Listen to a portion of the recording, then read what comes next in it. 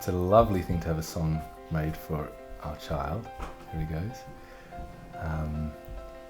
Yeah, and I really think there's something about him that you know and understand, and you captured in that song.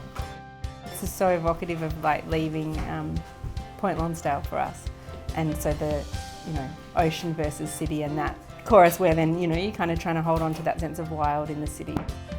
But for us, I think it's much clearer to see with Gully than the others that a child's nature is a function of their context.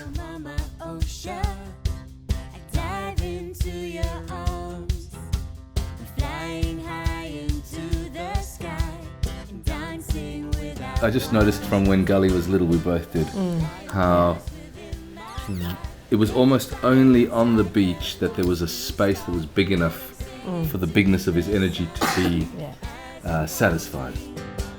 It wasn't like he had this big place to kind of go wild in. He went calm. Yeah. It was big enough that he had nothing to break. Yeah. And it was only on the beach that it was big enough for him.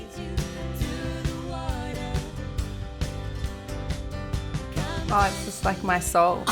Yeah. The ocean, I think just that place is really kind of etched into the deepest part of me. And I just love, I love walking at night. And it's been real, I've always walked at night since I was a teenager there, and now I take, mostly it's Waratah because of the timing, but these guys come sometimes too, and I love that. And swimming and just being in the land and the quiet, like it feels a bit like a parallel universe. There's so much for us here in the city as well, like beautiful family and friends and a school we love for our kids and Paul's work, and it's such a common dilemma that just like being almost kind of torn apart by these two really different things. I've often felt like two really different parts of me are able to live and thrive in the different contexts. With small children, being in a really simple, slow, beautiful, natural environment feels very conducive. So I do feel in a way, less support is needed there because the nature, the land supports you. I was just saying to the kids, like, God, I'm so glad that we found each other, because he was from South Africa and here I am in this little suburb of Melbourne. I felt like it was just so exciting, like falling in love with Paul, and he had a motorbike and played guitar, and I was head over heels, He's also got this like deep sort of South African spirit, which is really different and enlarges our family. It gives us this whole other perspective.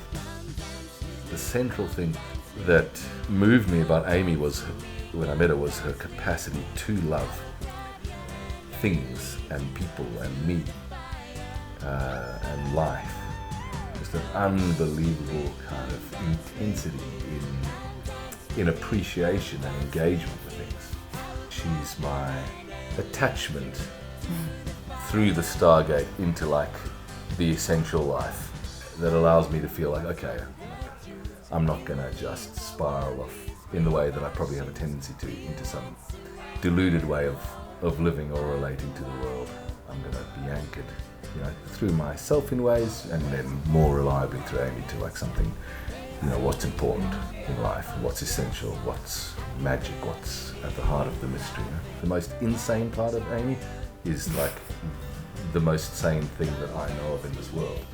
So I feel really like relieved that I'm connected to something that sane through Amy.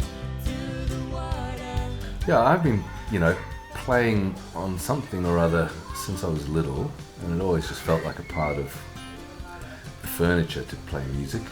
There are times when it's been just so much about my relationship to that altered state, and then I've had other times where it's been like something of a passport to the world or to friendship, or I've played music traveling the world.